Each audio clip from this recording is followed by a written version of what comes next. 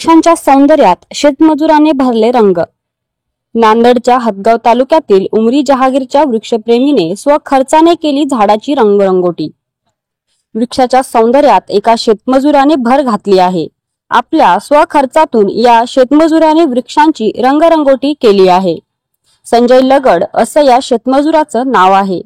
लगड हे हदगाव तालुक्यातील उमरी जहागीर या गावचे रहिवासी आहेत। उमरी जहागीर या गावाच्या सुरुवातीला झाडे लावण्यात आली आहेत।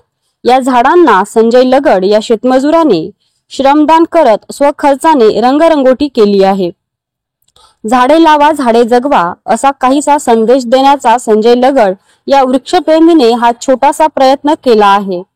या झाडांना रंगरंगोटी केल्याने झाडांच्या सौंदर्यात भर पडली आहे।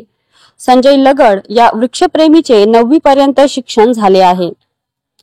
झाडे आपल्याला सावली, फळं आणि ऑक्सिजन देतात। त्यामुळे या छोट्याशा उपक्रमाच्या माध्यमातून प्रत्येकाने वृक्ष चळवळ निर्माण केली पाहिजे असे मत संजय लगड या वृक्षप्रेमींनी व्यक्त केले। हदगाव जिल्हा नांदेड।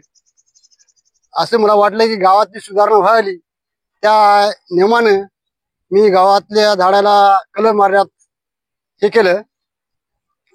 झाड सावली देते, फळ देते आणि प्रदूषण देते।